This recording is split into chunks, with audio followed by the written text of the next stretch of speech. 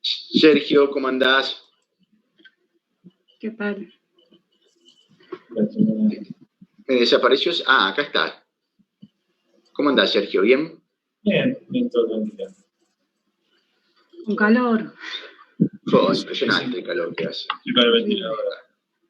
La verdad que impresionante. Bueno, hay algunos alumnos, Gianluca creo que tiene que exponer un problema, y Garacoche me había pedido para exponer un problema también, que no sé si lo va a exponer hoy o la próxima clase. Yo no sé qué les parece si arrancamos primero con la teoría y después cuando pasamos a los problemas, arrancamos con la exposición del problema de Gianluca, ¿no? Quizás sea mejor. No, para mí está bueno que arranque por ahí, si se anima a ellos, o sea, como para no hacerlo después tan largo lo que es la explicación de ejercicio, ¿no?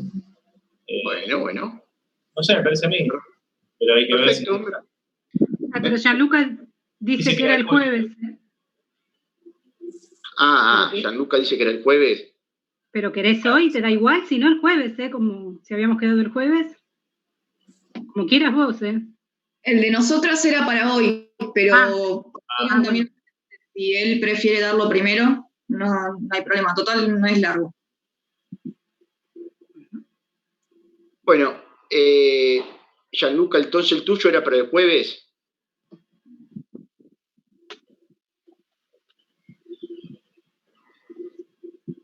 Sí, era el jueves, dice. Bueno, perfecto. Entonces Gianluca lo da el jueves y Dana lo dan ahora.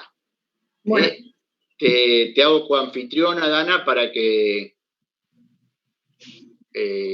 puedas presentar la exposición. A mí y a Sofía Genovés, por las dudas de que me pase algo con la compu. A ver, Sofía Genovés, no la veo. La estoy buscando. Y si hablo tal vez aparece.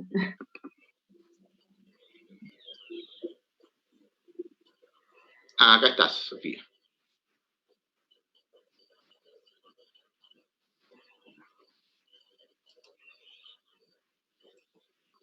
Bueno, ahí creo que ya sos anfitriona, Sofía, ¿no? Sos coanfitriona. Sí, ahí. Sí, perfecto. Bueno, buenísimo. Los escuchamos. Comienzo compartiendo yo, Sofía.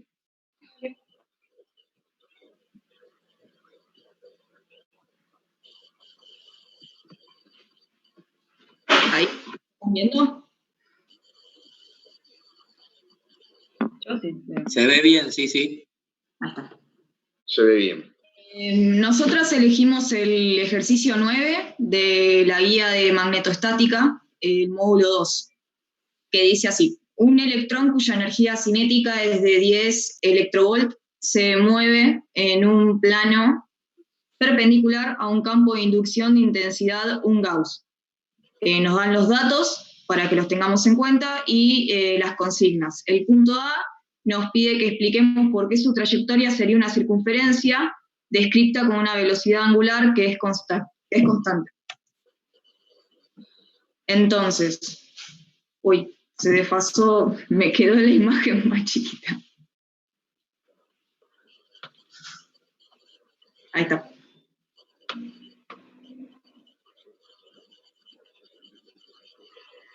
Ahí está. Nosotros tenemos que tener en cuenta los siguientes conceptos que nos indican en la consigna para poder determinar el tipo de movimiento que tendrá esta partícula. Lo primero es que se trata de una partícula cargada, nos indican que es un electrón. Y lo segundo es que nos está indicando que va a ingresar de forma perpendicular. Por lo tanto, cuando suceden estas dos situaciones, la partícula en consecuencia va a estar experimentando una fuerza magnética que va a ser normal a la trayectoria que va a describir. Su vector velocidad va a estar cambiando continuamente de dirección, pero no de módulo. Su velocidad siempre en módulo va a ser la misma. Y eso va a provocar que se desplace describiendo un movimiento que conocemos de física 1, que es un movimiento circular uniforme. El sentido del movimiento va a depender de la carga que tenga la partícula, en este caso es negativa, y eso lo podemos, sentido de la fuerza, por ejemplo, lo podemos obtener utilizando la regla de la mano derecha, que también lo aprendimos en Física 1. También, como dato a color, otra forma de verlo es que si se mueve el cuerpo de forma perpendicular al campo, entonces es lo mismo que decir que va a estar experimentando una especie de empuje lateral, y ese empuje es el que lo va a llevar a describir este tipo de movimiento circular que va a ser uniforme porque su velocidad no va a variar en el tiempo en módulo, solamente va a estar variando en dirección. Y si el campo llega a ser suficientemente intenso, entonces va a quedar atrapada la partícula en este tipo de movimiento.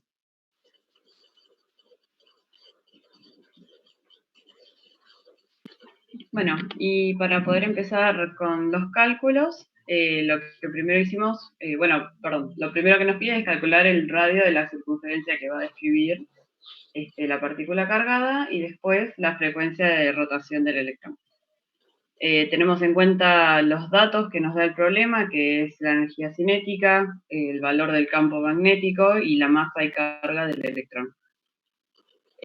Para empezar calculando la circunferencia, tuvimos en cuenta varias cosas. La primera es, bueno, ahí está escrito la ecuación de energía cinética, lo que dijo Ana recién, de que la partícula cargada describe un movimiento circular uniforme y que el campo magnético también es uniforme.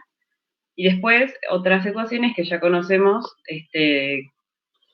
como la de, que la fuerza es igual a masa por aceleración, y la de la aceleración centrípeta, que es velocidad al cuadrado sobre radio, y después también cómo se puede calcular la fuerza que ejerce este campo magnético sobre la partícula, que es el producto vectorial de la velocidad por el campo y también velocidad por carga.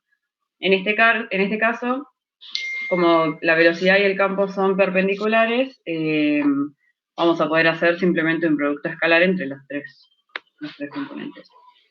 Y después, bueno, básicamente fue despejar y reemplazar entre una ecuación y otra. En lo que sería fuerza es igual a masa por aceleración, en fuerza colocamos el valor de la fuerza del campo magnético, la masa queda en su lugar, y en aceleración colocamos lo que es la aceleración centrípeta.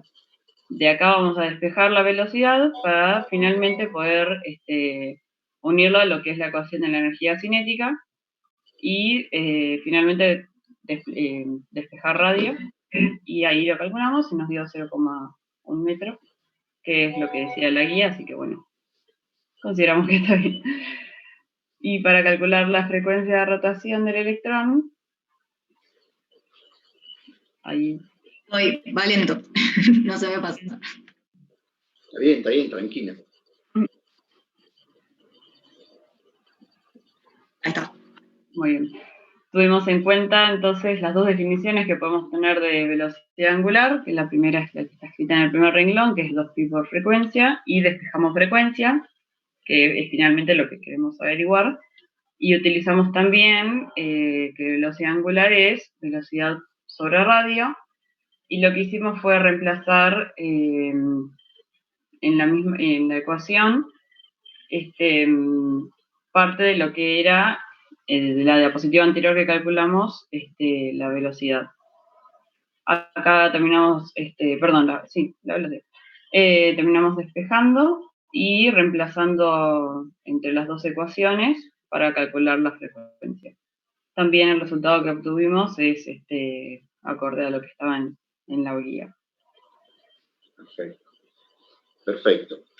Bueno, muy bien en rasgos generales. Un poquito igual, Pero está el último punto en realidad. Sí, ahí pregunta el punto C, si al electrón se lo reemplaza por un neutrón, ¿qué movimiento pasaría a realizar? La guía sugería utilizar, pensar en las distintas leyes que conocemos, la ley de Lorentz, y en la próxima diapositiva vamos a ver las leyes de Newton. Pero bueno, la primera es esta idea principal que rige el ejercicio de que una partícula cargada con cierta velocidad en un punto en el que experimenta un campo magnético, este campo va a ejercer una fuerza sobre la partícula que está dado por la ecuación que ya vimos en el inciso anterior. También lo que podemos determinar con la regla de la mano derecha es la dirección y el sentido que va a ejercer, que va a tener esta fuerza. Perfecto. Y ahí, en la próxima diapositiva, Dana explica el final. Entonces, si consideramos... Estoy desmuteada. Si consideramos que la ecuación anterior de la ley de Lorentz, y tenemos en cuenta que un neutrón tiene una carga que es neutra, o sea, no tiene ni carga positiva ni negativa, y la podemos considerar nula para este ejercicio, entonces al reemplazar con valores, nos daríamos cuenta que la fuerza nos termina quedando que es 0. Y nosotros aprendimos en la cursada anterior que la primera ley de Newton, que es el principio de inercia, establece que un cuerpo partícula, en este caso, no va a modificar su estado de reposo de movimiento si es que no se le aplica ninguna fuerza. Es decir, que la sumatoria de todas sus fuerzas es 0. Si ya se encontraba en reposo, entonces por esta ley va a permanecer en reposo, y en el caso de que se hubiera encontrado en movimiento, entonces va a terminar describiendo un movimiento que es rectilíneo y uniforme, porque no va a tener ninguna fuerza, no se le va a aplicar ninguna fuerza, así que al tener fuerza 0, no va a estar describiendo un movimiento circular uniforme, como sucede con las partículas cargadas. También podría surgir la pregunta de ¿y por qué no describo un movimiento rectilíneo que es uniformemente variado? Y se nos ocurrió despejar esta duda también teniendo en cuenta la segunda ley de Newton, que establece que la aceleración en un cuerpo siempre va a ser producto de la acción de una fuerza sobre el mismo. Entonces, si no tenemos fuerzas sobre la partícula, tampoco va a haber aceleración, y por ende el movimiento rectilíneo uniforme no va a ser variado, porque el cuerpo no se encontrará acelerado. Listo. Y lo último que, para no sé, mencionar, es que en este caso, bueno, el campo y la velocidad de la partícula son perpendiculares, pero podría ser que no lo sean. Y ahí había un ejercicio, ahora no nos acordamos cuál, pero bueno, que contemplaba esta posibilidad y describía una trayectoria como helicoidal, digamos, de la partícula, ya que no son perpendiculares las dos componentes. Como para tener... O sea, la velocidad va a ser paralela, pero solamente en un eje, que sería el eje X. O sea, la velocidad en el eje X de esa partícula va a ser paralela al campo, y por ende la fuerza en ese eje va a ser 0, entonces describirá un movimiento rectilíneo uniforme, pero al mismo tiempo tenemos la otra velocidad, la otra velocidad, que es la velocidad del eje Y de esa partícula, que sí sería perpendicular al campo, y por ende describiría un movimiento circular uniforme. Entonces, en conjunto, esa partícula en un campo va a tener un movimiento helicoidal.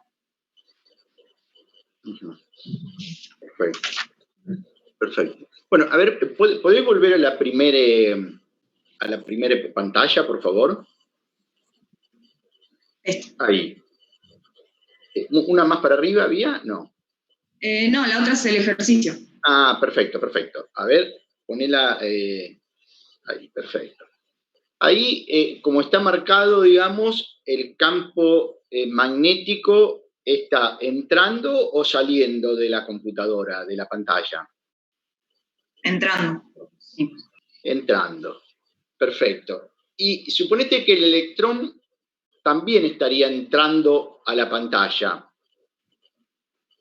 Que ¿no? fuera positivo. Que fuera negativo el electrón y estuviera entrando a la pantalla también. De alguna manera lo empujo para que entre a la pantalla. ¿Experimentaría alguna fuerza? No, porque ahí está paralelo al campo, y si uno tiene en cuenta la ecuación que nos da esta fuerza, el ángulo es 0, digamos. Entonces, coseno de 0. Es correcto. Es correcto. Y después, a ver, ¿podemos bajar un poquito más? ¿Más? Por ahí, sí. Dice entonces, Q por B es igual a M por B cuadrado sobre R. ¿No? Q por B, ¿qué es? Por la velocidad, por el campo. Sí, pero ¿qué es eso? Sí, es la fuerza que ejerce el campo magnético. La fuerza que ejerce el campo. Como es perpendicular, es un producto escalar. Correcto. Claro, no Es está igual, puesto, pero sería el seno de 90, que es 1. Claro. Perfecto. ¿Y es igual a qué dice ahí? A la masa por la aceleración, que la aceleración centrípeta, sabemos del movimiento circular uniforme, que es igual a la velocidad al cuadrado sobre el radio que describe. Perfecto. O sea que este movimiento está acelerado, ¿no?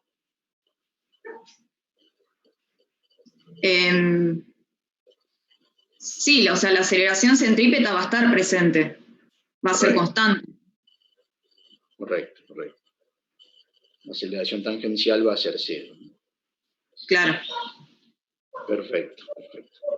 Bueno, por fuera mi lado, estuvieron bastante bien. No sé si algún otro profe le quiere hacer alguna consulta.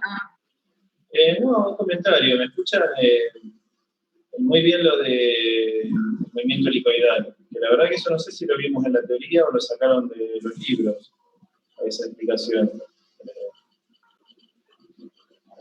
Yo no me acuerdo de haberlo visto en la clase. No. Pasa que lo que nos pasó es que avanzando con la guía nos encontramos con este punto y después hay otro punto que es similar al 9, pero que te pregunta esto, de qué sucede si la partícula ingresa con una velocidad que es paralela al campo y te dice cuál es el movimiento que describe. Y poniéndonos a investigar nos encontramos con esto. Claro, exactamente. La velocidad como que se divide en eje X y en eje Y, que entonces estaría describiendo dos movimientos. Claro, sí. Sí, hay algunos esquemas en el libro, en el CIER, que queda bastante claro, por ahí para los que no lo entendieron, si les interesa verlo, ahí lo van a poder ver con algunos dibujitos que están buenos. Pero la verdad que muy bien explicado, o sea, me pareció bien, y aparte que no es algo fácil de entender, o sea, es algo bastante complicado. Así que por mi parte, muy bien. Bueno, perfecto. Yo no sé si podría hacer una consulta, Javi. Sí, con todo gusto, Julián. La consulta sería si ese movimiento circular perfecto de los electrones en un campo magnético uniforme, si es un movimiento real, digamos, si ocurre en la naturaleza, o si es algo ideal, ¿no? Es decir, algo que se desprende a partir de ciertas aproximaciones de la física. Es decir, ustedes usaron una cuenta en donde igualaron la fuerza centrípeta a una fuerza de Lorentz, ¿no? Una fuerza que experimenta el electrón por estar en un campo magnético. Y eso da una trayectoria circular, pero digo, ¿esa trayectoria es real o será diferente en la vida real? Y si me pongo a pensar en nuestro planeta, sí se describe un MCU. Bueno, y... Calculo que, o sea, yo como que en la física se trata de teorizar todo utilizando fórmulas, pero sí, para mí en la realidad debe de ser así. Por y la respuesta es no. En la realidad, no sé si estás viendo la pantalla, estoy compartiendo. Esta es la verdadera trayectoria de un electrón en un campo magnético uniforme. Es helicoidal. Claro, en realidad esto ocurre en un plano, ¿no? Sería más bien como, a ver, no es helicoidal, sino espiral, ¿no? Una trayectoria espiral sería. Así que bueno, ¿y qué es lo que pasa, digamos, no? Ponerle la partícula ingresa por la parte de afuera de la espiral y a medida que pasa el tiempo va teniendo como un radio de giro cada vez más pequeño. ¿Qué podría estar pasando ahí? O sea, ustedes vieron que ese radio de giro tenía que ver con la velocidad de la partícula, ¿no? cuanto más grande la velocidad de la partícula, ¿qué pasaba con el radio de giro? Mayor. Claro, ¿y cómo varía, digamos, como la velocidad al cuadrado, como la velocidad a la primera potencia, al cubo?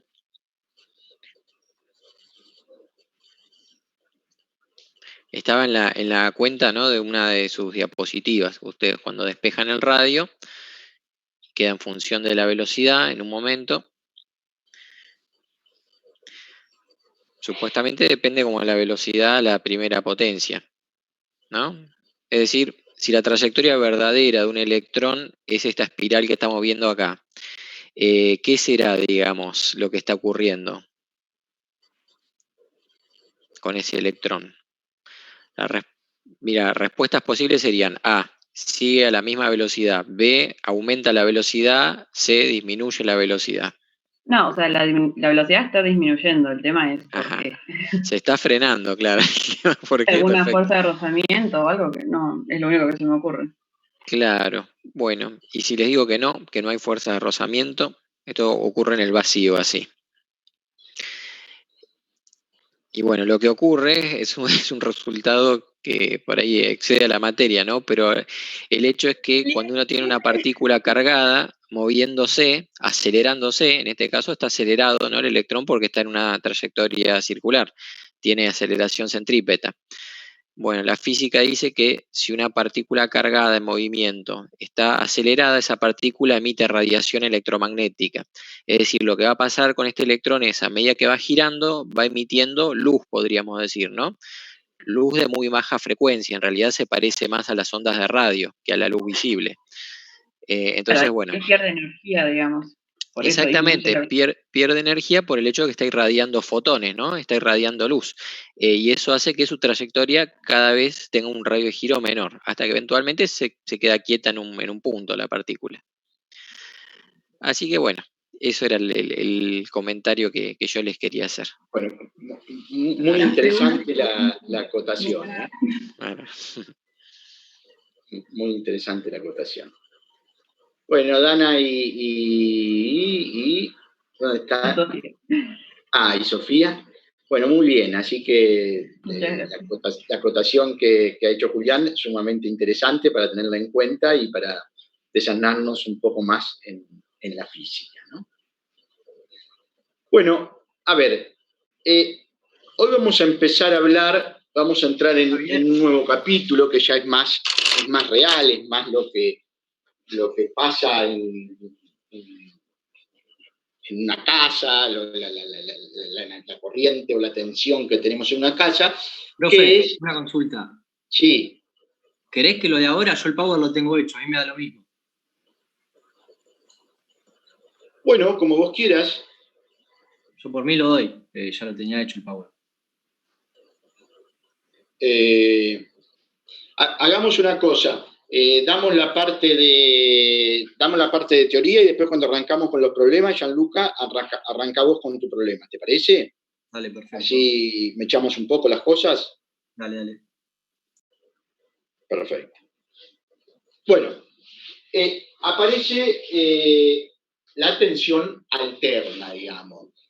¿Qué significa tensión alterna? Es una tensión que va variando en el tiempo, de alguna manera. Anteriormente teníamos una tensión continua, digamos, era como que los electrones daban la vueltita, ¿no?, alrededor del circuito, por decirlo de alguna manera, ejemplificándolo. Mientras que ahora, como la tensión es alterna, el electrón o las partículas de carga van a oscilar, no van a dar la vuelta en el circuito, van a ir y venir, ¿no? Va a haber una tensión, ¿cómo se llama?, que se dice que es alterna. Bueno, por allá por el año 1880 hubo todas unas discusiones entre Edison. Edison era un fabricante de elementos de corriente continua, fabricaba lamparitas, un montón de cosas de corriente continua, y tomaba empleados en su empresa. Él decía que no era necesario ni ser físico ni ingeniero, sino simplemente cuando los necesitaba los tomaba. Y bueno, fue una persona que había publicado un montón de inventos, alrededor de 1000 y pico de inventos, que no solamente los publicaba él, a nombre de él, sino muchos a nombre de los ingenieros que trabajaban con él.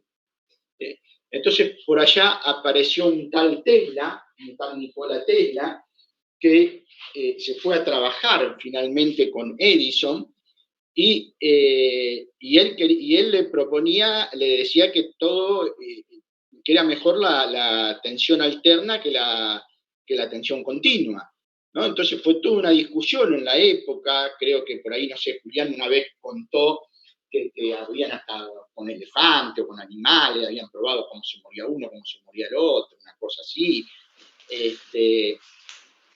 Y finalmente quedó la tensión alterna, fundamentalmente por un problema de transmisión, ¿no? Que es más fácil transmitir la corriente alterna que la corriente continua. ¿Por qué? Porque se eleva la tensión, ¿sí? Y al elevar la tensión se transmite más fácil porque disminuye la corriente, ¿no? Porque yo tengo una potencia P que es constante, ¿no? P es igual a B por I. Cuanto más alta es B, menor va a ser la corriente, ¿no? Y la potencia es una constante, porque la potencia es la potencia del lugar que quiero alimentar. Por ejemplo, la potencia de la ciudad de Luján, qué sé yo, que son 6 MVA o 60 MVA, una cosa así, ¿no? Entonces, cuanto más alta es la tensión con que alimento Luján, menor es la corriente que va por el cable. Esta elevación y después disminución de la tensión se puede hacer con elementos que se llaman una máquina simple, que la vamos a ver más adelante, ya quizás hoy, que se llama transformador, que se puede elevar y bajar la tensión, ¿no? Se puede elevar con un transformador y luego con otro transformador bajar la tensión, ¿no? Entonces, básicamente lo que se hace es, se eleva la tensión para transmitir y después se baja para entrarla al domicilio. Estas máquinas que se llaman transformadores, esto se puede hacer solamente cuando la tensión es variable en el tiempo. Con tensión continua, el transformador no funciona, no me induce FEM del otro lado, del bobinado, que ahora después vamos a ver lo que es. Entonces, por eso finalmente se quedaron con la tensión alterna. Hubo todo un lío, ¿no? Porque parece que a Edison lo sponsoreaba un tal Morgan de Estados Unidos, a Tesla lo sponsoreaba Westinghouse. Finalmente, cuando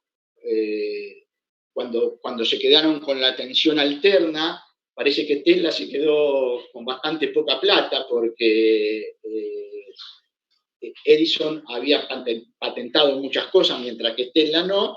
Y bueno, y pasó lo que allá en el año 1880 ocurre hoy en la actualidad, ¿no? Se definieron que iba a utilizarse tensión alterna, ¿y qué pasó? Morgan y Westinghouse se pusieron de acuerdo, los dos que ponían la plata se pusieron de acuerdo, y uno se quedó con la distribución y otro se quedó con la generación, ¿no? Y finalmente fueron los dos felices y comieron perdices, digamos, los dos terminaron haciendo su negocio. Bueno, eso es un poco la moraleja de por qué alterna en vez de continua. O sea, básicamente es que la alterna me permite fácilmente elevarle la tensión y después bajarla para poderla transmitir de un lugar al otro y de esa manera tener menos pérdidas. Bueno, ahora vamos a entrar un poco en la parte ya de tensión, de corriente alterna, ¿no? Corriente alterna. Bueno, vamos a ver un poco el generador de corriente alterna, un circuito con resistencia, condensador y bobina, y resolución de circuitos, alguna aplicación, y potencia alterna y alguna aplicación que sería un transformador.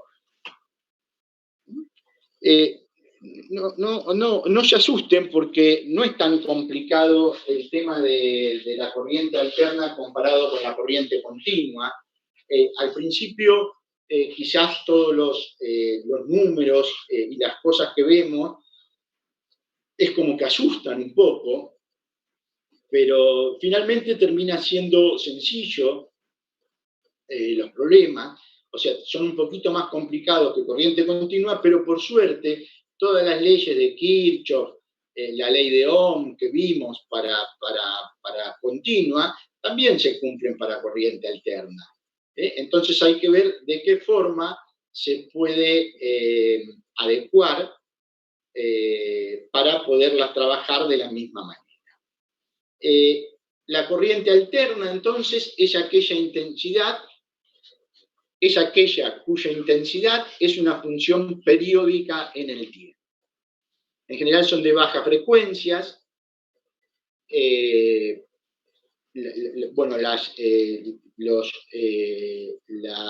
inductancia y la capacidad están localizadas y no distribuidas. No hay corrientes de desplazamiento, los elementos son lineales y se cumple el principio de superposición.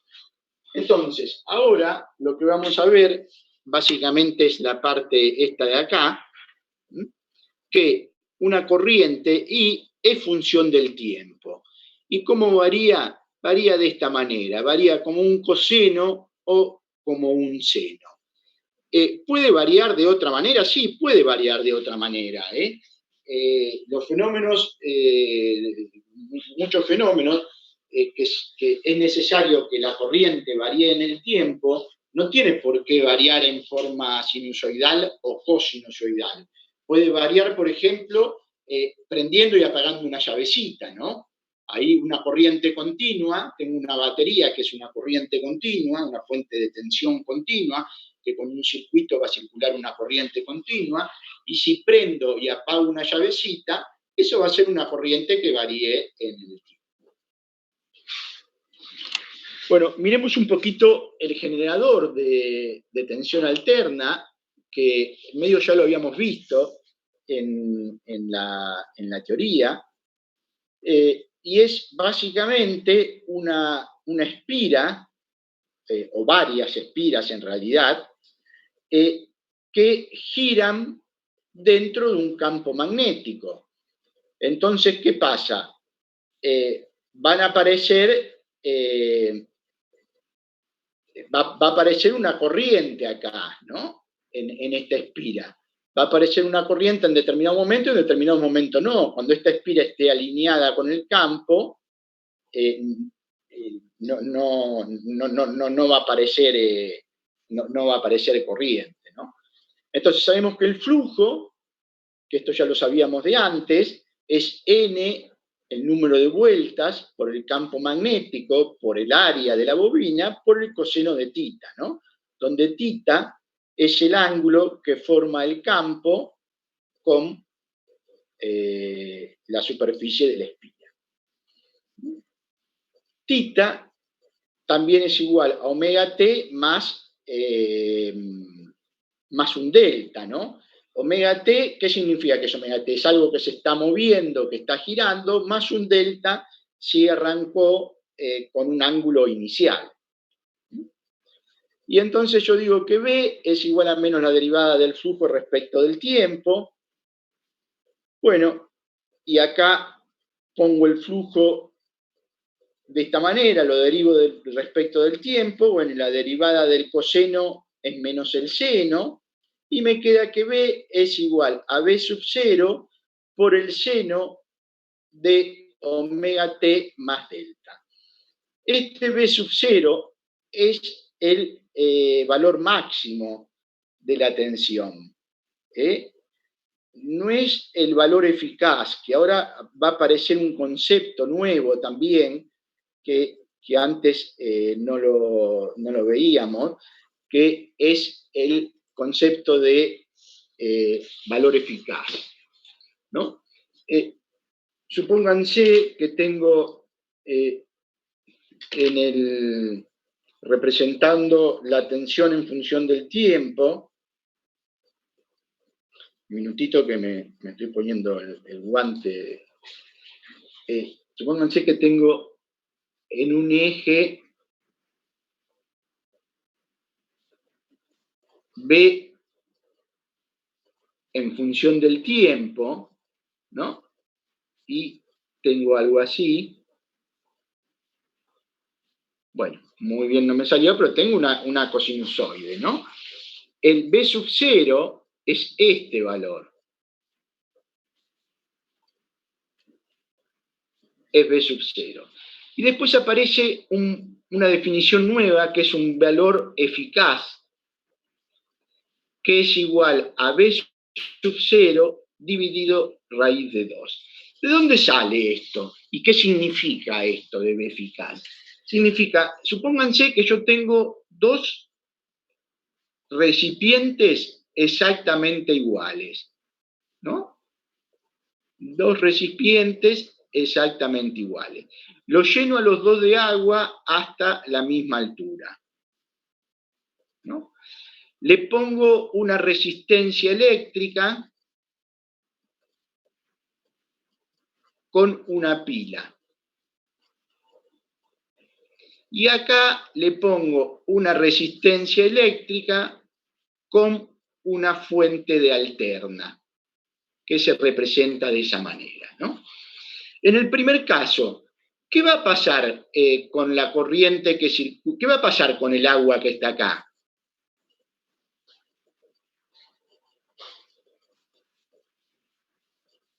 ¿Qué va a pasar, chicos? ¿Se va a calentar? Se va a calentar. ¿Por qué se va a calentar? Porque la resistencia disipa la energía como calor. Exactamente, porque la resistencia disipa energía en forma de calor. Bueno, y se va a calentar hasta una cierta temperatura. Supónganse que se calienta, no sé, a 25 grados, ¿no? En un cierto tiempo. Entonces, el B eficaz es el valor de tensión que tengo que poner acá, en esta B alterna, para que ocurra lo mismo que ocurrió cuando B era continua. O sea, el valor de tensión, la fuente que tengo que poner acá, tiene que ser de forma tal que me caliente la misma cantidad de agua en el mismo tiempo y a la misma temperatura. Eso es una definición madre en casa, digamos, de lo que es la B eficaz, que vamos a hablar bastante de ello. Bueno, seguimos entonces.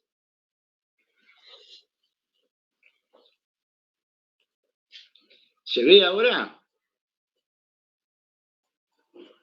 ¿Sí? Sí, se ve, Javier. Perfecto. Perfecto.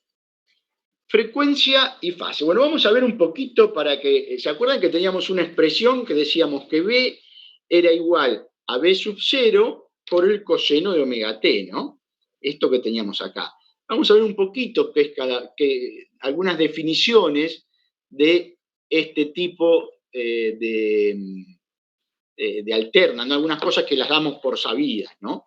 ¿Qué es un ciclo? Es una revolución completa de la espira. Un ciclo es cuando la espira da una vuelta completa. El período es el tiempo que tarda en realizar una revolución T, ¿no? Y se escribe con la letra T. La frecuencia es el número de ciclos por segundo. Que acá en Argentina la frecuencia es de 50 Hz, en Estados Unidos es de 60 Hz, que es un poquito más rápido.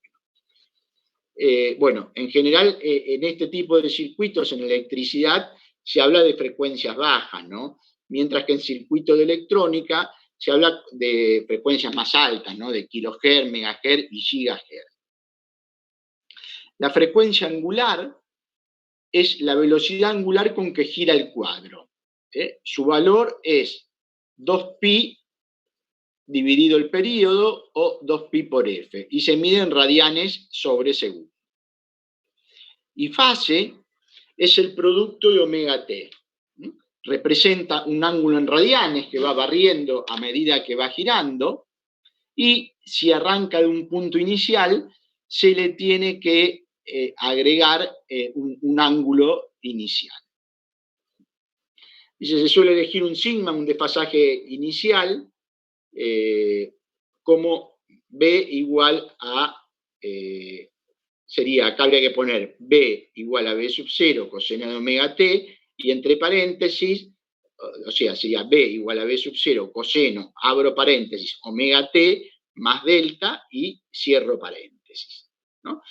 Y bueno, y en corriente alterna, el símbolo antes eran dos rayitas, una más larga y una más corta, y ahora en tensión alterna, en una fuente de tensión alterna, se representa de esta manera. Sigamos. Bueno, acá es un poco lo que les dije, los valores eficaz.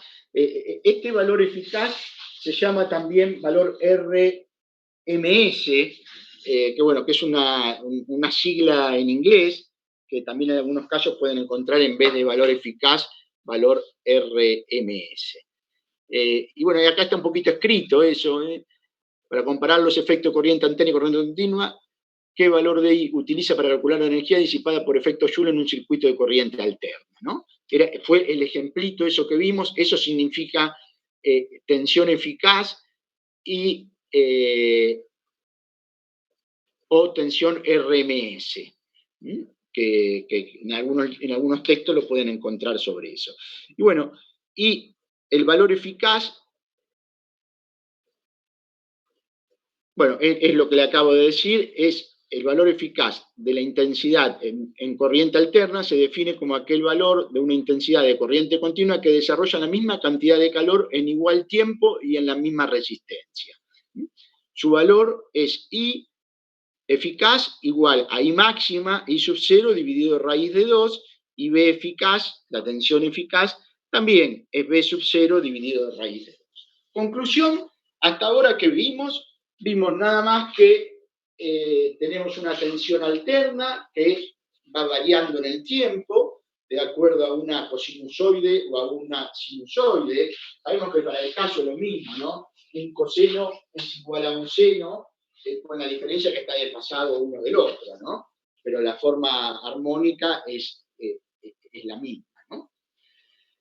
Y los valores eficaces, dijimos que es el valor máximo dividido raíz de 2. Por ahora, eso es lo importante que tenemos que ir sabiendo y reteniendo. Bueno, entonces ahora lo que vamos a hacer, el valor eficaz ya lo vimos, ahora lo que vamos a hacer es lo siguiente. Vamos a empezar a analizar los tres elementos que nosotros vimos en un circuito. ¿Cuáles eran los tres elementos que nosotros vimos? ¿Se acuerdan? Resistencia, ¿qué otra cosa? Capacitores. Capacitores, y el tercero. Y la bobina. Y la bobina, exactamente. Entonces vamos a ver qué es lo que pasa en cada uno de esos casos cuando en vez de alimentarlo con tensión alterna, lo alimento con una fuente de tensión, en vez de alimentarlo con tensión continua, perdón, lo alimento con una fuente de tensión alterna. Y fíjense, ¿no? La tensión esta, que tengo acá en estos bornes del lado izquierdo, va a ser la misma que tengo en bornes de la resistencia, ¿no? Y la tensión esta, tensión de la fuente, la llamo B sub R igual a B sub 0 coseno de omega t. Podría haber sido un seno de omega t también, pero en este caso lo llamo como coseno de omega t. B es igual a B sub 0, que era B sub 0 B máximo, coseno de omega t. La ley de Ohm que decía que B es igual a I por R, ¿no? Entonces I es igual a B sobre R. O sea, básicamente yo digo, tengo una tensión B igual a B sub 0 coseno de omega t en el borde de la resistencia. ¿Cómo es la corriente que circula por esa resistencia? Y bueno, es aplicando la ley de Ohm, B de la resistencia dividido la resistencia. Y B sub 0 sobre R, la corriente B sub 0 es la tensión máxima dividido la resistencia. Eso no es más que la corriente. Entonces, I es igual a I sub 0 por el coseno de omega t. Conclusión, la corriente y la tensión en un circuito puramente resistivo, supónganse que estos sean dos fasores, que después vamos a ver lo que es, dos vectores, cuyo capuchón es la flecha, son paralelos, van en el mismo sentido. Son paralelos, están en el mismo sentido. O sea, lo sigue la misma función coseno. Si yo represento en un gráfico como el que está acá abajo, olvídense de la escala porque está representado en un mismo gráfico, represento la tensión en función del tiempo y luego represento la corriente en función del tiempo, que es lo mismo cambiado de escala, pero en los momentos en que se hace cero la tensión, también se hace cero la corriente, porque es la misma curva. ¿Estamos de acuerdo hasta ahí? Sigamos entonces. ¿Y ahora qué pasa con la potencia disipada en este circuito? Bueno, la potencia disipada en este circuito, como habíamos visto anteriormente, la potencia es igual a I cuadrado por R, ¿no? La potencia disipada por efecto Joule. Y entonces, en vez de poner I cuadrado, pongo el valor que había calculado acá, ¿no? I coseno de omega t e I sub 0 coseno de omega t, y me queda I sub 0 al cuadrado por R, ¿no? Que I sub 0 al cuadrado por R sería la potencia, la P máxima, por coseno cuadrado de omega t. Fíjense que ahora el coseno está elevado al cuadrado. Por lo tanto, al estar elevado al cuadrado, ¿qué pasa cuando elevo un coseno al cuadrado? Es siempre positivo. Entonces, fíjese que si represento la potencia en función del tiempo, voy a obtener una cosinusoide, pero apoyada sobre el eje del tiempo. ¿Por qué? Porque es siempre positivo. Y pensémoslo un poquito físicamente. ¿Es lógico que sea siempre? Y sí, es lógico. ¿Por qué? Porque la resistencia siempre va a disipar energía. Nunca me va a entregar energía al circuito, siempre me va a sacar energía del circuito. Por eso, siempre tiene que ir en el mismo lugar, digamos, ¿no? En el cuadrante positivo, porque siempre va a cumplir la misma función. Vamos a ver que en otros elementos esto no sucede exactamente así.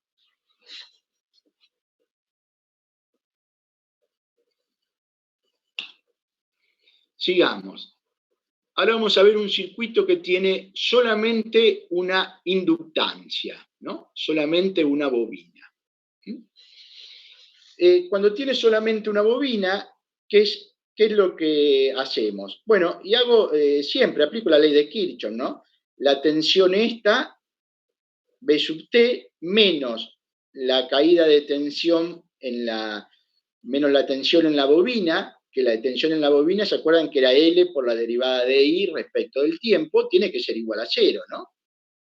¿Estamos de acuerdo con eso? Bueno, en vez de escribir B de T, escribo B coseno de omega T, ¿no? Y del otro lado, paso esto que está acá, lo paso sumando del otro miembro de la ecuación, ¿no? Y tengo B sub 0 coseno de omega t es igual a L por la derivada de I respecto del tiempo. Bueno, ¿y ahora qué es lo que hago acá? paso este diferencial t del otro miembro y me queda b sub 0 coseno de omega t diferencial t por L diferencial I. Y bueno, yo quiero integrar ahora, ¿no? Porque quiero sacar esos diferenciales. Entonces, integro a ambos miembros de la igualdad y me queda que la integral de b sub 0 coseno de omega t diferencial t es igual a la integral de L por diferencial I. B sub 0 sale fuera de la integral, la integral del coseno es el seno, ¿no? Y aparece este omega acá, ¿se acuerdan, no? Aparece un omega, ¿por qué? Porque ese omega está metido acá adentro, y la integral de L por diferencial I es directamente L por I. Entonces, ¿qué me queda? Despejando I, que acá está hecho directamente los pasos que yo le dije, y en función del tiempo es igual a B sub 0 coseno de omega t dividido omega, y paso el L dividiendo también, ¿no? Entonces me queda que I en función del tiempo es igual a B sub 0 dividido omega L por el seno de omega t. Y este omega L ¿qué es este omega L? Es la reactancia inductiva, se va a llamar. Es como que tenemos que pasar a todos los elementos a una impedancia que vamos a definir ahora, ¿no? En vez de sumar las resistencias en los circuitos de corriente alterna, sumar o sumarlas inversas, de acuerdo a si están en paralelo o en serie, se hace lo mismo con la inductancia, ¿no? La inductancia es la suma de las resistencias más las reactancias inductivas y capacitivas. La reactancia inductiva es igual a omega por L, y fíjense que esto tiene que dar en ohm, ¿no? Porque para que la corriente me dé en ampere, tiene que ser volt dividido ohm. ¿Y de qué depende esa resistencia, esa inductancia, esa reactancia inductiva? Y fíjense, depende directamente de L, ¿no? De L, que L depende de la geometría nada más, ¿no? No depende de ningún otro parámetro. Y depende de la frecuencia. Guarda que depende de la frecuencia. Si la frecuencia es muy alta, y la frecuencia es muy grande, digamos, es infinito, la corriente va a ser esto, dividido infinito va a ser 0. O sea, no va a circular corriente. Bueno, y era lo mismo que pasaba antes, ¿no? En una bobina. Cómo se comportaba inmediatamente después de cerrar la llave e inmediatamente antes y después de mucho tiempo de cerrar la llave. Bueno, y ahora veamos lo siguiente, ¿no? Fíjense, la tensión está dada por un coseno, y la corriente está dada por un seno ahora, o por un coseno. Digamos, el seno de omega t es lo mismo que escribir el coseno de omega t menos pi sobre 2. O sea, ¿qué pasa con la corriente? Está atrasada respecto de la tensión. Si yo tengo este versor, que es la tensión, ¿no? Un versor es un vector que está girando. Está girando con la misma omega, con la misma velocidad angular que me figura acá, ¿no? Si yo tengo este versor, este vector que está girando, ¿no? Con una velocidad omega, el vector corriente en una inductancia va a estar así como en la lapicera verde. Y esto va a estar girando, ¿no? Va a estar girando a una velocidad omega. Pero va a estar atrasado 90 grados respecto de la tensión, de la corriente que circula en una bobina. O sea, acá ya empiezan a pasar cosas raras, ¿no? Ya no es como antes que estaba todo en fase. Entonces, si esta es la tensión, si esta es la tensión en función del tiempo, acá tenía un valor, ¿no? Que era B máxima, ¿no? En ese mismo lugar, o sea, el coseno de 90, cuando el coseno es máximo, el seno es mínimo, ¿no?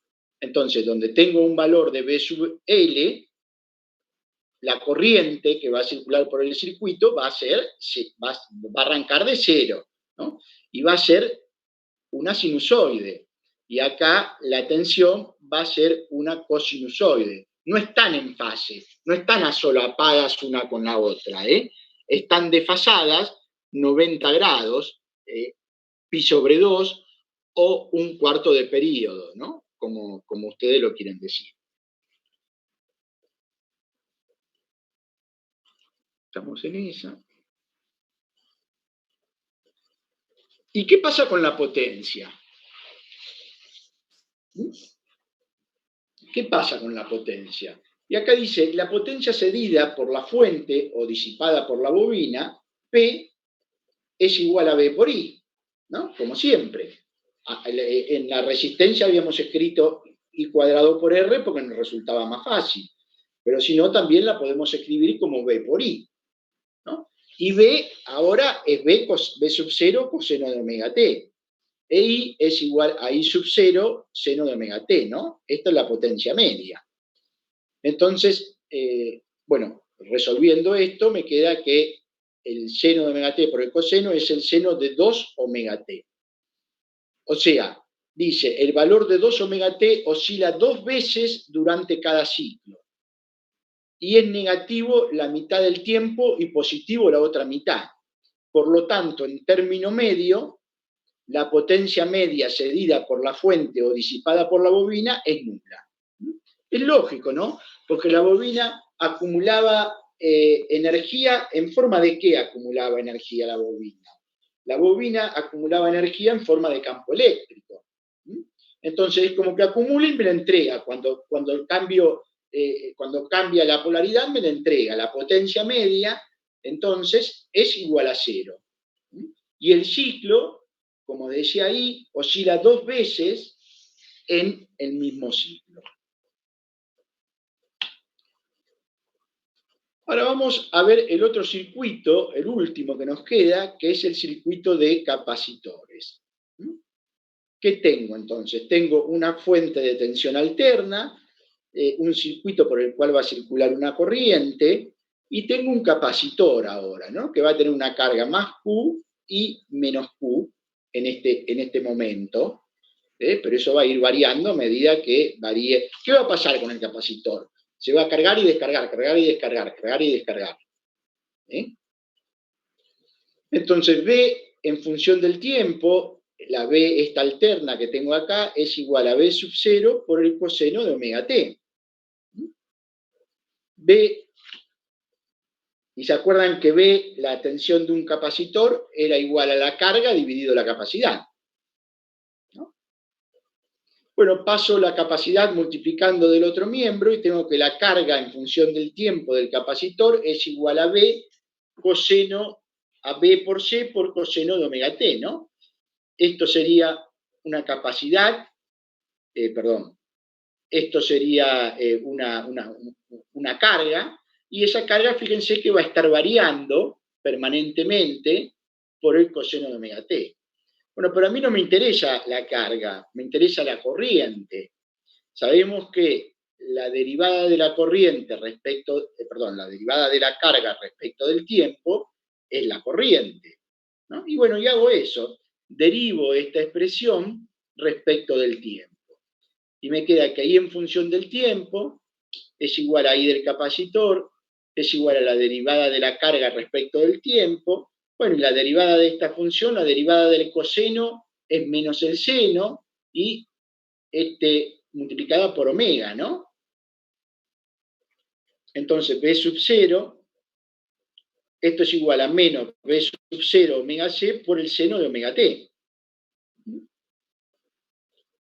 Hoy lo puedo escribir como el coseno de omega t, por este menos que tengo acá, más pi sobre 2. ¿Se acuerdan que la inductancia era menos pi sobre 2? Estaba atrasada respecto de la tensión. Aquí la corriente está adelantada respecto de la tensión. Si este es el vector tensión, este es el vector corriente que circula por el capacitor.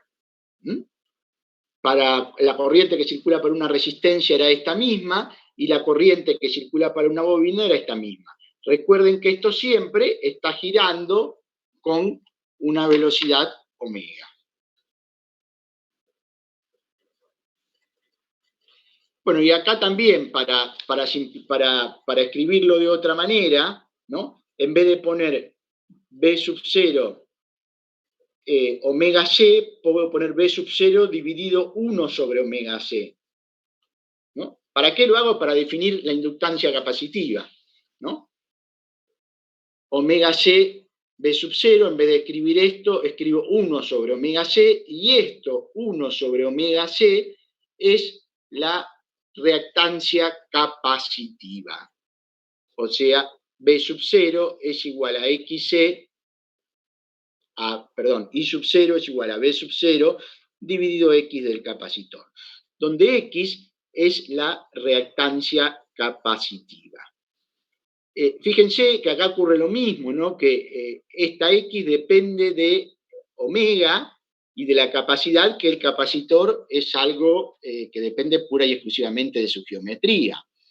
Omega es 2pi por f, o sea, depende mucho de la frecuencia también. Para frecuencias muy grandes, esto se hace 0, esto se hace 0, si esto se hace 0, la corriente, ¿qué pasa? Un número dividido 0, la corriente se hace infinita, ¿no? ¿Por qué? Porque no hay resistencia y el transformador y el capacitor en corriente continua, en tensión continua, después de mucho tiempo, el capacitor, no, lo estoy diciendo al revés, en el instante inicial se comporta como un cortocircuito, o sea, cuando tengo una frecuencia muy alta. Omega c es, la reactancia capacitiva es igual a 1 sobre omega c. Fíjense que para aumentar esa reactancia, o bien tengo que cambiar el capacitor y poner otro capacitor de distinta capacidad, o tengo que variar la frecuencia del circuito. Acá pasa lo mismo con la anterior, no están en fase, la B es siempre la misma, y la corriente arranca desfasada, 90 grados, pero esta vez adelantada, no atrasada. ¿Se acuerdan que acá la corriente estaba atrasada, ¿no? Mientras que acá la corriente está adelantada. Bueno, ahora, estos circuitos de corriente alterna, yo podría plantear una ecuación diferencial del circuito, ¿no? De la misma manera que planteo una ecuación diferencial en un circuito RC y en un circuito RL. Si yo tuviera un circuito RLC, podría plantear una ecuación diferencial del circuito y después resolver esa ecuación diferencial. Bueno, esa es una de las formas de resolver los circuitos de alterna. Y otra forma es resolverla por medio de fasores. Yo creo que ustedes ya lo deben haber visto anteriormente en matemática. ¿Qué son los fasores? Los fasores son vectores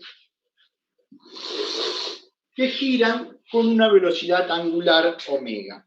O sea, supónganse que tengo el vector tensión y corriente, que están los dos allí, giran con una velocidad angular omega. Como los dos giran siempre con la misma velocidad, así sea un capacitor también gira, una inductancia también gira con la misma velocidad, como estos dos vectores siempre giran con la misma velocidad, o sea, no es que se está moviendo, acercando uno al otro, sino que están girando siempre con la misma velocidad, voy a operar con esos vectores como si estuvieran quietos, ¿no? Puedo operar con esos vectores.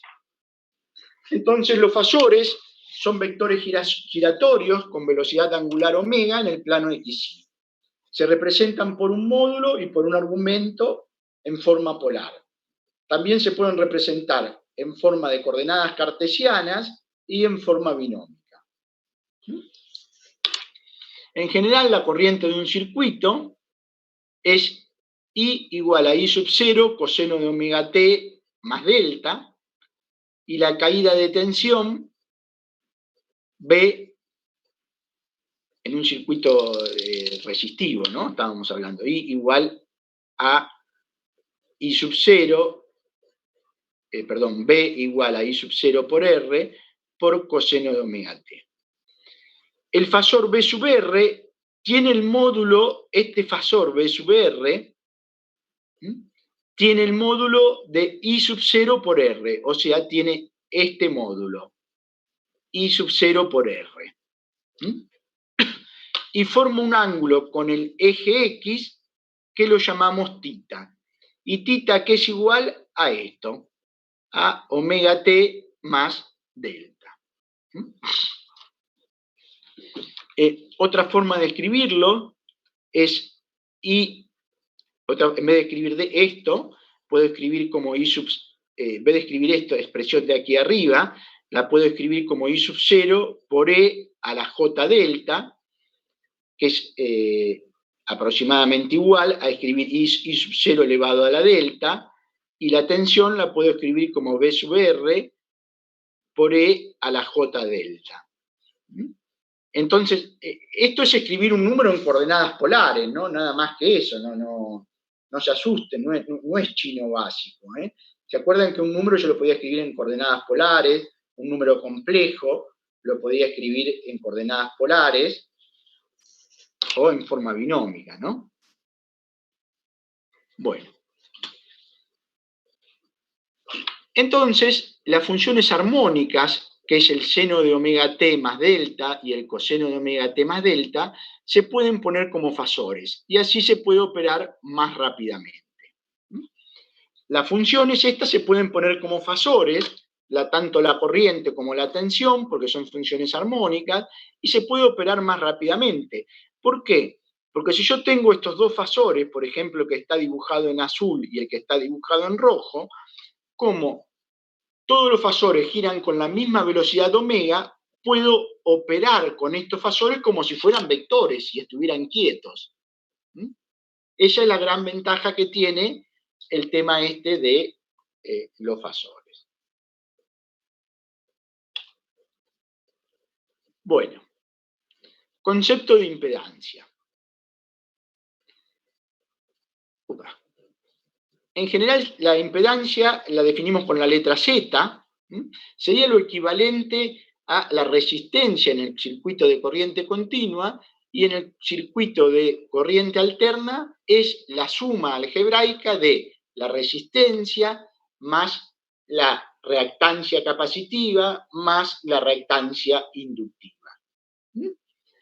Fíjense que todos estos valores, para poderlos sumar, tienen que estar en la misma, tienen que tener la misma dimensión, ¿no? Tienen que ser en ohm, ¿no? En el valor que se mide la resistencia. Entonces, Z, empezamos a hablar de Z, si fuera un circuito de corriente continua hubiéramos puesto R igual a B sobre I. Acá ponemos Z igual al fasor B dividido el fasor I. Y lo escribimos de esta otra manera, como B sub 0 por E a la J0 e I sub 0 por E a la J delta. ¿Se acuerdan que esto es B sub 0 sobre I sub 0 por E era 0 menos delta, ¿no? Entonces me queda menos J delta, porque es un cociente. Así, para una bobina, esto es el caso general, ¿no? Fíjense que para una resistencia esto vale 0, ¿no? Entonces me queda directamente esto, B sobre I. para una bobina, decíamos que la bobina, la corriente estaba atrasada de la bobina en pi sobre 2, entonces esto es B, esto sería elevado a la 0, ¿no? A ver, elevado a la 0 no es elevado, sino es escrito el número de esa manera, en una forma polar, ¿no? Sería B a la 0 dividido I a la menos pi sobre 2. A la menos pi sobre 2. ¿Por qué? Porque la tensión, la corriente en la inductancia está atrasada respecto de la tensión. Entonces esto es B sobre I elevado, digamos, por decir de alguna manera, a la más pi sobre 2, ¿no? Paso 0 y acá me queda pi sobre 2. En este caso, bueno, Z no es un factor, no gira con frecuencia constante, no gira con una frecuencia constante omega.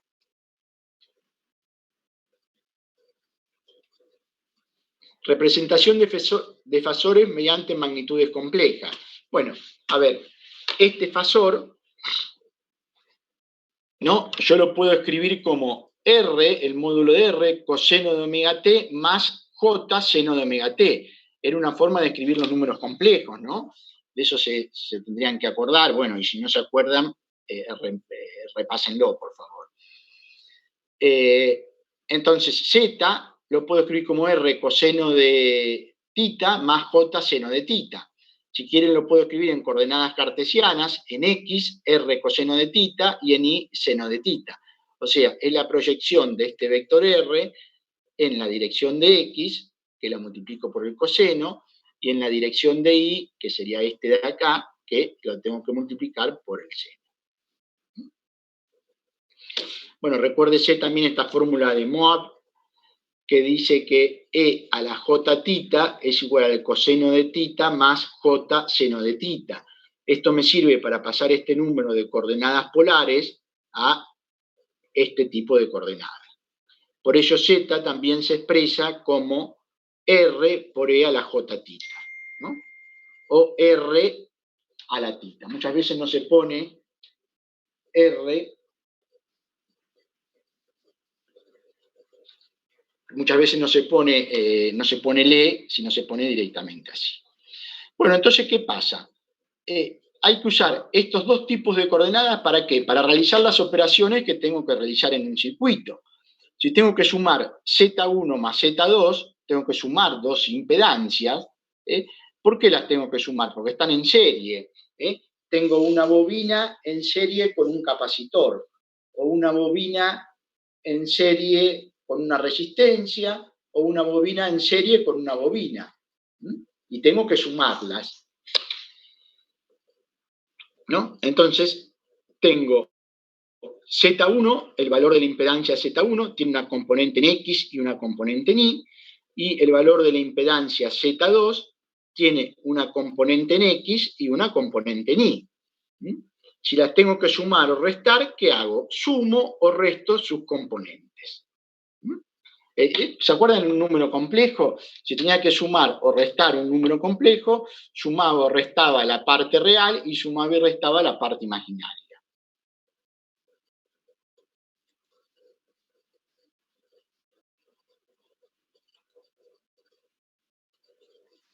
Falta poco, falta menos que antes, chicos.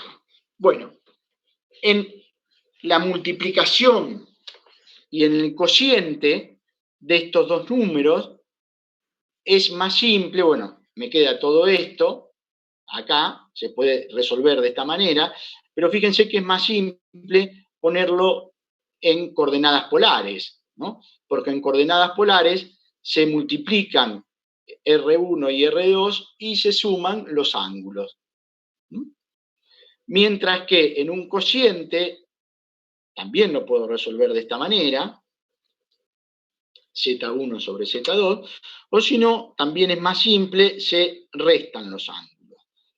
Conclusión: con los números escritos en forma polar, en forma cartesiana o en forma de complejo, en forma compleja, se pueden realizar todas las operaciones. Tengo que ver de qué manera lo escribo al número para trabajar lo menos posible, ¿no? Para tener el menos lío posible en hacer cuentas.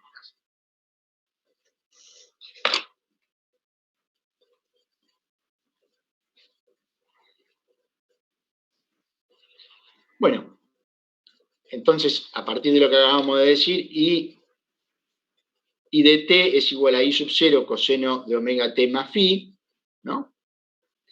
Esto es igual a I sub 0 coseno de j phi más j omega t, es igual a I sub 0 por E a la j omega t, ¿no? Donde el fasor I sub 0 es igual a este valor, ¿no? O sea, esto sin el omega t. I sub 0 elevado a la phi.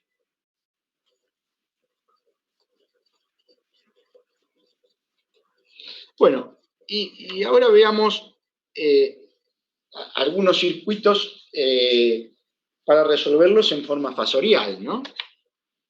Solución fasorial del circuito de una bobina. Yo tengo que B de t es igual a B sub 0 coseno de omega t, va a circular una I de t y tengo una bobina llamada L, ¿no? Cuya inductancia es L. I de t es igual a I coseno de omega t más phi,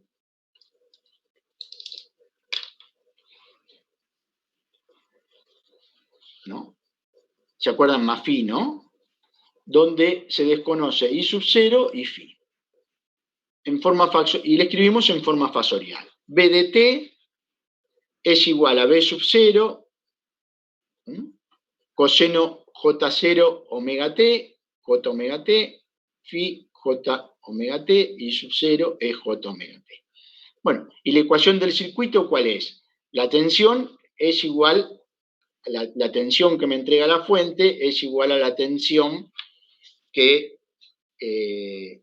cae en la bobina, ¿no? La tensión en borna de la bobina, que es L por la derivada de I respecto del tiempo, ¿no? Era esta tensión menos esto es igual a 0. Bueno, pasé del otro miembro sumando. Bueno, y la solución fasorial es, en vez de poner B sub 0, pongo esto, ¿no? Y en vez de poner I de t, pongo esto derivándolo, ¿no? Es J omega, No se compliquen porque después en los ejercicios esto no termina siendo tan complicado. Es más difícil verlo así con letras que verlo con números. B sub 0, quiero despejar la corriente, paso J por omega, pero y por L, pero omega por L era XL, y bueno, I sub 0 es igual a B sub 0 dividido ZL, ¿no? La inductancia capacitiva directamente, ¿no? Porque es el único valor que tengo, ¿no? La impedancia, en este caso, es una impedancia 100% inductiva. Entonces tengo solamente la reactancia inductiva. Bueno, I igual a I sub 0, lo mismo, I igual a B sub 0 omega L por E a la menos J pi sobre 2. De esta última presión se reduce que I sub 0 es esto, B sub 0 sobre XL. O sea, si yo tengo B sub 0 acá, este conjunto de fasores está girando con una velocidad omega y va a estar atrasada, ¿no? O sea, esto avanza así, como me lo indica, avanza en sentido antihorario, ¿no? Entonces, si tiene que atrasar, va a tener que ir en sentido horario, ¿no? Si esta es la tensión, la corriente está atrasada en pi sobre 2.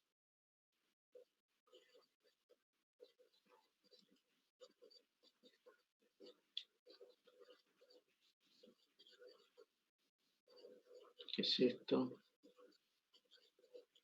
Bueno, lo mismo ocurre con un circuito de un capacitor, escrito de esta manera, escrito en forma fasorial, y finalmente se llega a la misma conclusión, ¿no?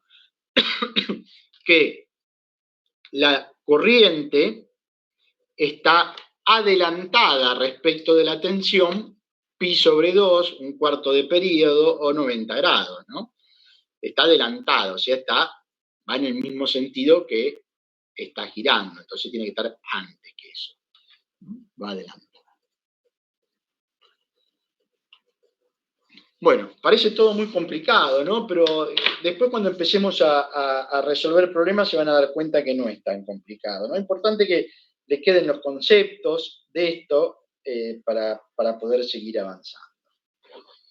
Fíjense, acá tenemos un circuito en el cual tenemos en serie, ¿no? Una resistencia con una bobina con un capacitor. Tenemos una fuente de tensión alterna y prendemos esto, ¿no? Le cerramos la llavecita, ¿no? Empieza a circular una tensión alterna por este circuito. Bueno, la tensión en la resistencia habíamos dicho que estaba en fase, ¿no? La tensión del capacitor estaba adelantada. La tensión de la bobina estaba atrasada. Y este pedacito de acá es la tensión de la bobina menos la tensión del capacitor, este pedacito de acá, ¿no? Y este es el ángulo phi. Entonces, otra vez, I de t igual a I sub 0 coseno de omega t más phi, ¿no? Y fíjense, la hipotenusa al cuadrado, que es b cuadrado, es igual a la suma de los cuadrados de los catetos.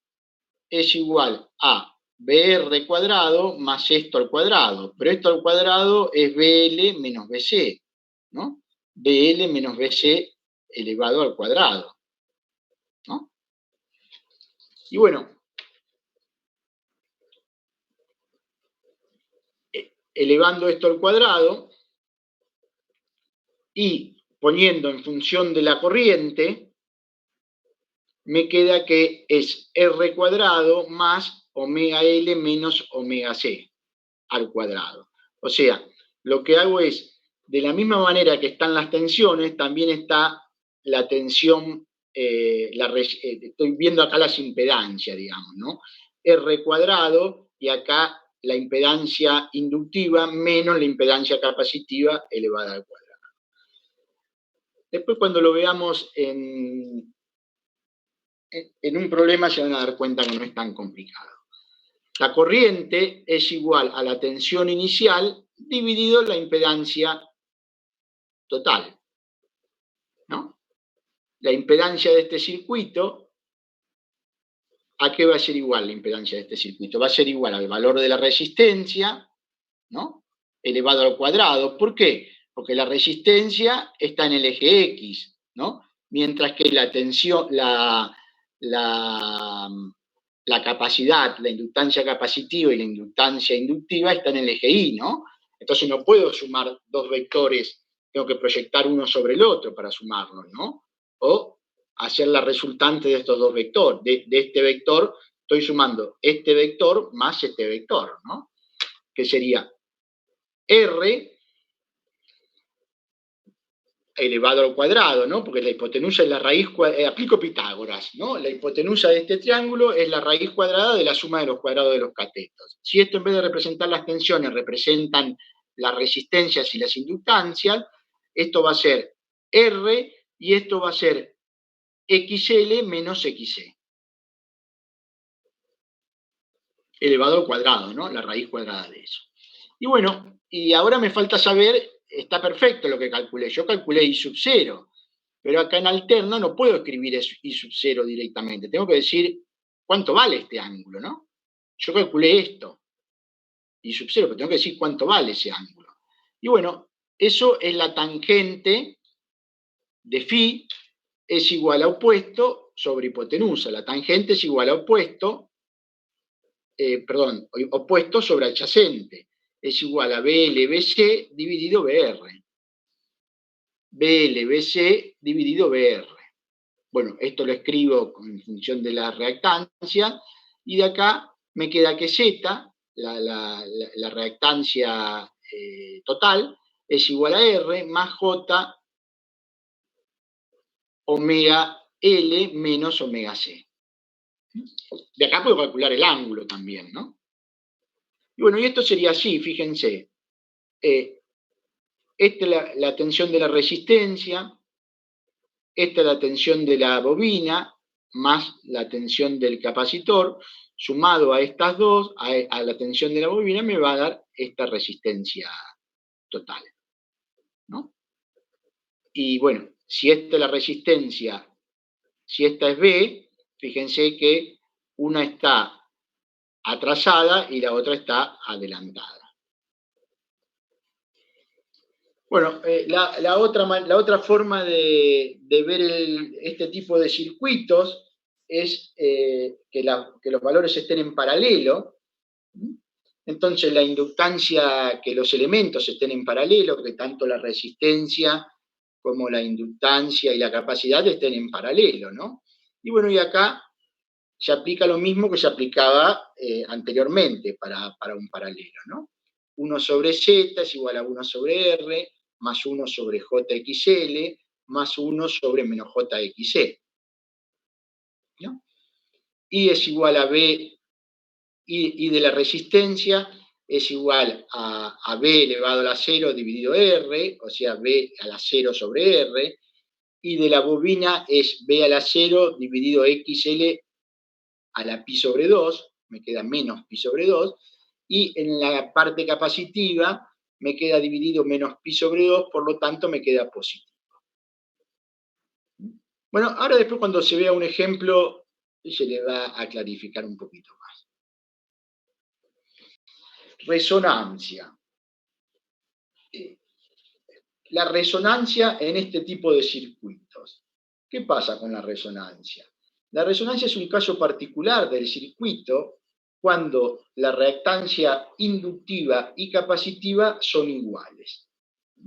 La impedancia tiene el valor mínimo y es igual a R, ¿no? Porque se acuerdan que la impedancia, la inductiva y la capacitiva tenían signos opuestos. Y si son iguales, la suma algebraica de eso me va a dar 0. Entonces la impedancia Z tiene el valor mínimo que es igual a R. En este caso, la corriente que atraviesa el circuito es máxima y el circuito se dice que es resonancia. Que el circuito es resonante. ¿Cuándo se dice que el circuito es resonante? Cuando su reactancia es nula. Bueno, haciendo XL igual a XC, puedo sacar la frecuencia a la cual un circuito resuena, ¿no? XL es igual a omega por L, XC es igual a 1 sobre omega C. Y bueno, de acá saco omega, que es igual a 1 sobre LC. Con ese valor de omega, el circuito se torna resonante. Para cualquier condición resonante se obtiene cuando la parte compleja se anula. Obviamente, la parte compleja, ¿se acuerdan que la parte compleja de este número que escribíamos era la parte de la reactancia inductiva y la reactancia capacitiva?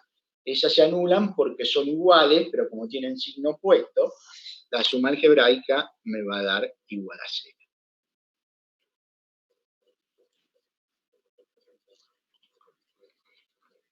Bueno, acá tenemos curvas de resonancia de I en función de omega, de circuito de RLC. Al variar R en la expresión y se obtiene una curva de resonancia. Bueno, esto no es ni más ni menos que un sintonizador de una radio, ¿no? Se mueve la perillita, ahora es a botones, de forma tal de que el circuito entre en resonancia, y bueno, y ahí va a ser donde voy a escuchar bien la radio.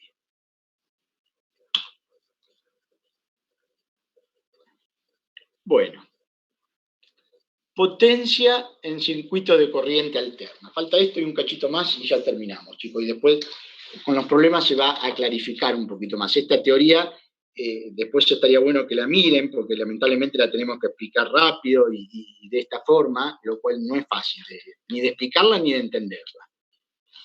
Sabemos que las bobinas y los condensadores no consumen potencia en un ciclo, ¿no? Eso, ¿se acuerdan que lo habíamos dicho, no? Que las bobinas y los capacitores no consumen potencia en un ciclo completo, ¿no? Porque así y así, ¿no? primero como que le entrego y después como que él me entrega a mí. En un ciclo completo no consume potencia. Siempre y cuando no haya resistencia, ¿no? Siempre y cuando sean ideales y la inductancia L y la capacidad no tengan resistencia. Es verdad, no es mentira, porque siempre tienen un poquito de resistencia, pero bueno, pero nosotros lo tomémoslo así. Por lo tanto, en el circuito LRC solo consume potencia la resistencia. La potencia instantánea de la resistencia está dada I cuadrado por R, ¿no?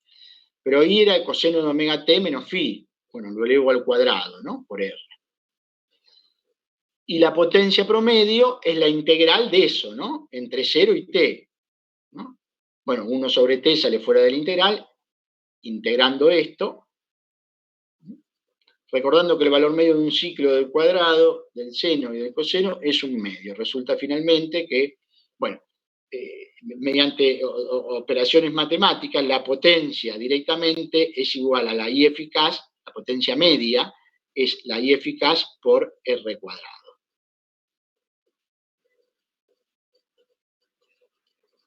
También podemos escribir el resultado de la potencia en función de un factor de potencia. Exactamente. Bueno, vamos a verlo acá. Tengo R del circuito y tengo Z, ¿no? Esto es XL menos XC, XC y XL. Z es igual a R, J, XL menos XC. El coseno de θ es igual a R sobre Z y es igual a B sub 0 sobre Z. Entonces, a la potencia la puedo escribir como I eficaz por B eficaz, que era lo mismo que RMS, por el coseno de phi. El coseno de phi, que es el coseno de este ángulo. Fíjense que cuando a mí me dicen que tengo que compensar el coseno phi, alguna vez lo habrán escuchado quizás, ¿qué es lo que pasa? Lo que pasa es que pasa lo siguiente. La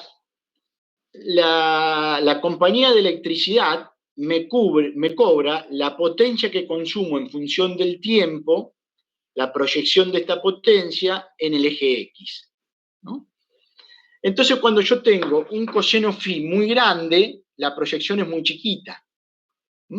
Entonces me obligan a tener un coseno phi muy parecido a 0 grados. Me obligan, hoy en día me piden que el coseno de phi sea igual a 0,98. O sea que esto está muy cerquita de acá. ¿Para qué? Para cobrarme más. ¿Y cómo se maneja eso? Y bueno, se maneja cuando tengo mucha inductancia. Fíjense, si yo quiero que esta Z se aplane más, ¿qué hago? Tengo que poner un capacitor más grande, de forma tal que sumado a esto me dé más pequeño. Por eso, entonces, en las empresas, en las industrias, que en general son muy inductivas, ¿por qué? Porque tienen luces fluorescentes, motores de inducción, que todos los motores son muy inductivos, o sea, está muy parado el coseno phi, tengo que poner un banco de capacitores para que eso se aplane lo más posible y la compañía eléctrica me pueda cobrar.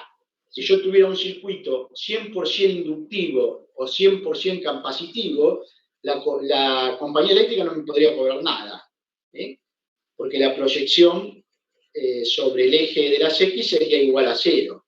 Por eso, justamente, la compañía eléctrica me obliga a tener un coseno phi determinado, ni más ni menos que para cobrarme. Lamentablemente, en este mundo todo termina siendo, y en ingeniería, como yo se lo decía, todo termina siendo una cuestión económica, además de técnica, ¿no?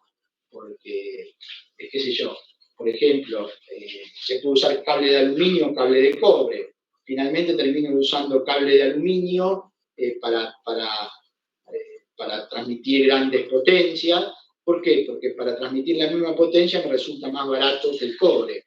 ¿Es más difícil de trabajar? Sí, es más difícil de trabajar, es más complicado, es menos dúctil, pero bueno, pero son cosas que se usan. Entonces entendieron esto del coseno phi, ¿no? Ahora ya, si por ahí alguno tiene alguna fábrica o tiene algún amigo que tenga alguna fábrica, le puede pedir por ahí la factura de electricidad y ver qué coseno de phi tiene y ver qué capacitor le tendríamos que poner para mejorar ese coseno phi, ¿no? Para adecuarlo, para que me dé 0,98, que es lo que me pide la compañía de electricidad. Javier, te hago una consulta, si me permitís la interrupción. ¿Y cómo lo mide eso la compañía eléctrica? Es decir, ¿cómo saben ellos cuál es tu coseno phi? O lo que sea. Porque tienen un medidor de potencia reactiva también. Ajá. Pero eso está incorporado en el medidor que tenemos todos, digamos, en la frente de la casa, ¿no? Todos, no, en la fábrica. O sea, si vos en tu casa pondrías algo de forma tal de que sea todo capacitivo, todo inductivo, no pagarías nada de electricidad porque ahí no te lo va, la empresa que distribuye energía no te mide la potencia reactiva y capacitiva. Y eso, en cambio, claro, viste que la forma de medir el consumo antes tenía como una especie de disquito que giraba, ¿no? Era algo mecánico. Sí. No sé si ahora por ahí que hay algunas otras formas de medir, digamos, eléctricas o electrónicas, ¿no? ¿Seguirá valiendo la misma restricción o ahora ya pueden medir, digamos, con cualquier coseno phi? ¿Tenés idea? La verdad que no lo sé. No lo sé. Es cierto que antes era un disquito mecánico que iba integrando ese movimiento a lo largo del tiempo y eso es lo que te cobraba. Ahora los medidores son electrónicos. Y entonces sí, es cierto eso. Claro, bueno, podemos averiguar a ver qué. Voy a averiguarlo ahora. A ver si sigue siendo. Bueno, gracias. Clase. Igualmente, ¿qué es lo que pasa? Que también esta capacidad que hay que ponerle a los circuitos también tiene que ser variable, ¿no? Porque no siempre están prendidos todos los motores de la fábrica. Entonces, a medida que voy poniendo motores, yo debería ir acoplando más capacitores para compensar ese coseno phi. Entonces, para compensar ese coseno phi, ¿por qué? Porque la compañía me intima, ¿no? De hecho, después le voy a mostrar alguna nota que mandan, dice, intimamos en tanto tiempo a compensar el coseno phi, ponerlo en 0,98, porque lo estoy pasando, porque le estoy pagando menos de la potencia de la energía que ellos me quieren comprar. Y vamos a averiguar esta observación de Julián, que es interesante. Sí, bueno, a mí me genera así como muchas incógnitas, por ejemplo, porque si ellos saben también que vos tenés un coseno phi de, no sé, 0,93, ¿no? Por ejemplo. Sí. No pueden ajustarte entonces por algún factor la tarifa y ya está. Digamos, decir, bueno, en vez de cobrarte, no sé, 100 pesos, te lo multiplican por algún coeficiente y te sale, bueno, 105 pesos, qué sé yo. Y vos no tenés que instalar ningún capacitor ni nada. Pero bueno, son todas dudas de un físico, ¿no? Que por ahí desde la ingeniería. Eso es, en la práctica no se hace así. Yo también lo pensé eso en un momento. Digo, ¿por qué esto no le aplican un factor de corrección y directamente me cobran distinto, ¿no? Claro.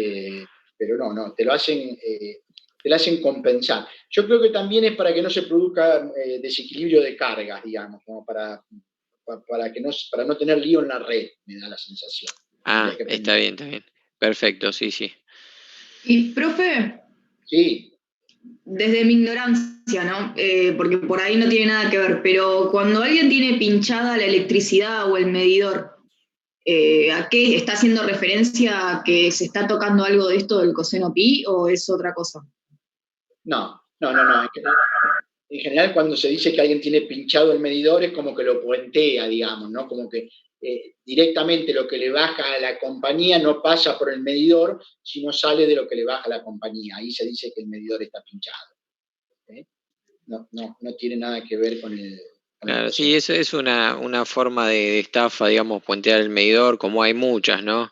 Hay gente que hace otras cosas con imanes y cosas raras que lo hacían antes, va. Claro, antes cuando eran todos mecánicos los medidores había un montón de trucos que bueno, la gente los utilizaba. Pero bueno.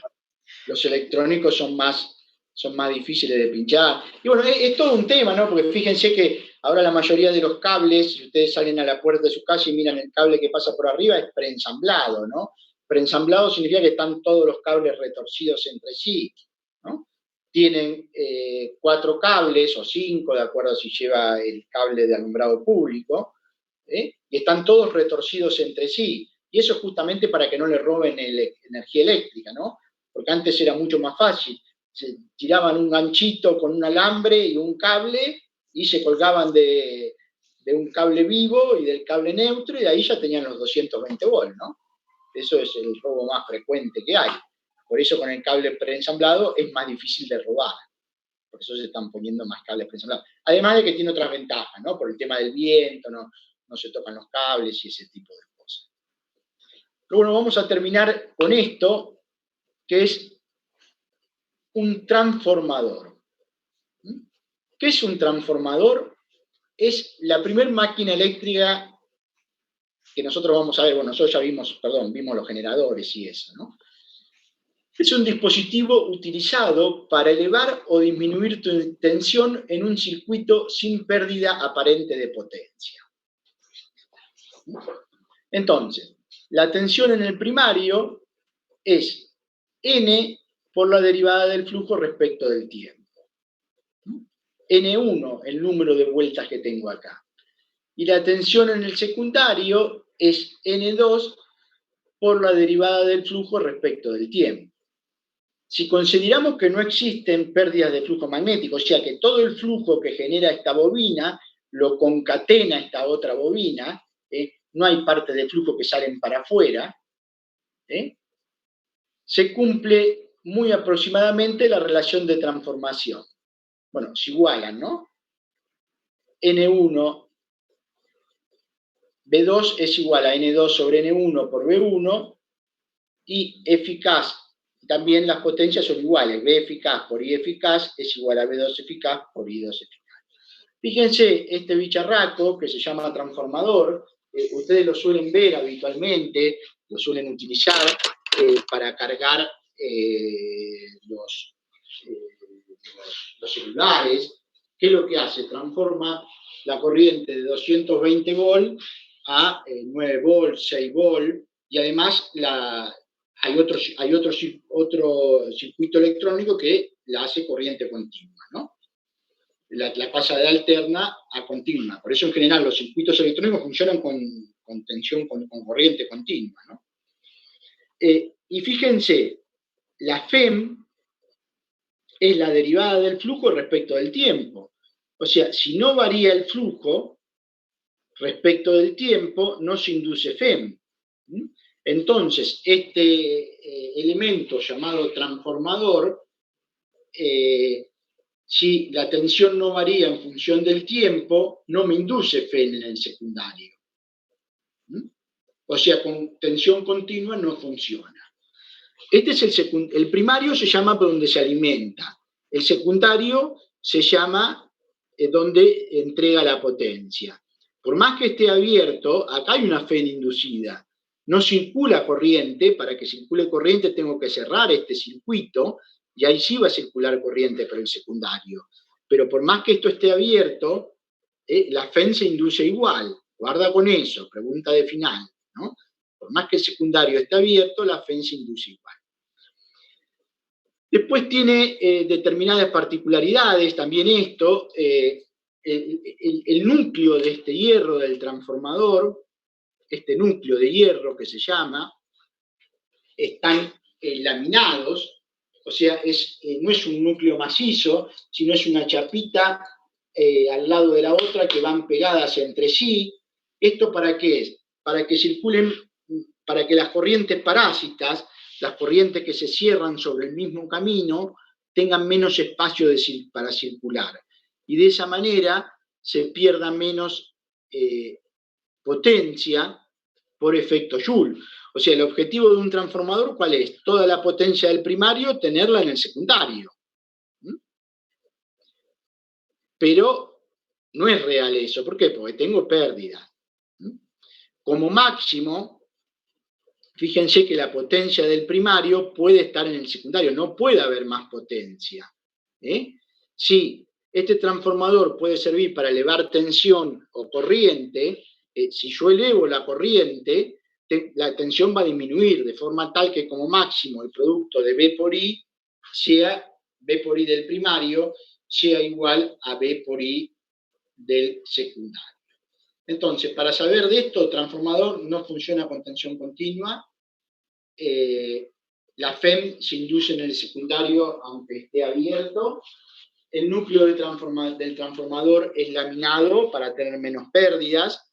En general estos transformadores después se ponen en baños de aceite y ese tipo de cosas para poder tener... Estos transformadores son esos tachos grandotes que ustedes ven colgados en las esquinas de las calles, y esos son los transformadores de potencia grandes. Después están los transformadores comunes, que son los transformadores para cargar un celular y ese tipo de cosas. Bueno, con esto terminamos acá la parte de alterna.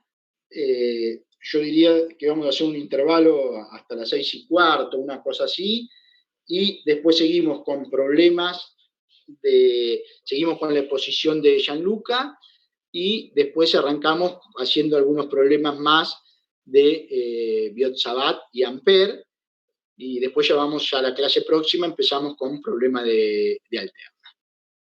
Bueno, si les parece, nos vemos en 15 minutos. Perdón, en 15 minutos no, 6:20. ¿No? 6:20, ok. ¿Volvemos entonces 6:15? No, 6:20. 6:20, dale, nos vemos en un ratito. Dale. Vale, listo.